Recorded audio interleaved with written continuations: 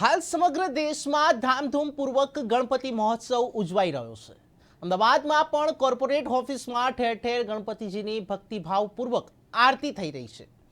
ત્યારે અમદાવાદના સરખેજ સાણંદ હાઈવે ઉપર આવેલા WTT કોમ્પ્લેક્સમાં સોલેરિયમ એનર્જીમાં પણ ઓફિસ સ્ટાફ દ્વારા ધામધૂમથી અને ભક્તિભાવપૂર્વક ઉજવણી કરાઈ હતી।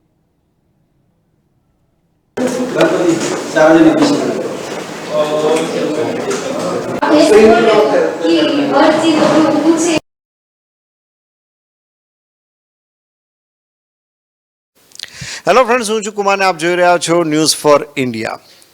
ફ્રેન્ડ્સ, આપણે સૌ જાણીએ છીએ કે ગણપતિ મહોત્સવ બહુ જ ધામધૂમથી સમગ્ર દેશમાં ઉજવાઈ રહ્યો છે। ત્યારે અમદાવાદમાં સાણંદ ચોકડી ખાતે આવેલા વર્લ્ડ ટ્રેડ ટાવરમાં બી બ્લોકના 12મા માળે સોલેરિયમ એનર્જી નામની જે કંપની છે ત્યાં પણ ખૂબ જ ભક્તિભાવપૂર્વક અને ધામધૂમથી જે કહી શકાય કે ગણપતિ મહોત્સવ ઉજવવામાં આવી રહ્યો છે।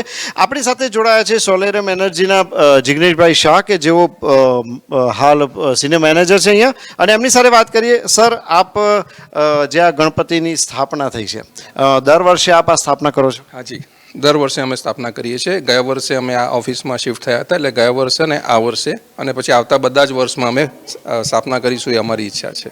બિલકુલ। તો આપ જે અત્યારે ગણપતિની સ્થાપના કરી છે, આપણે આપણા બિઝનેસમાં પણ એની જે કહી શકાય કે સફળતાઓને બધું દેખાઈ રહ્યું છે ગણપતિની સ્થાપના બાદ? અમારી ટીમમાં ઉત્સાહ એકદમ અનેરો ઘણો વધી ગયો છે, એટલે એનું જે આપણે થશે તે બિઝનેસમાં સફળતા તો ઓટોમેટિકલી આવશે। બિલકુલ, કારણ કે આરાધ્ય દેવ ગણપતિ તે પ્રથમ દેવ તરીકે પૂજાતા હોય છે। કેવી કેવી પ્રકારની તૈયારીઓ આ વખતે તમે ને તમારા સ્ટાફે ગણપતિ મહોત્સવની કરી છે? બહુ સારી તૈયારીઓ કરી હતી, ઉત્સાહપૂર્વક આરતી કરવાની પ્રસાદ માટે, અને આજે અમારે બધાએ સાથે મળીને અમે લંચ પણ સાથે લીધું, એટલે ટીમનું શું છે કે આખો ઉત્સાહ જળવાઈ રહે।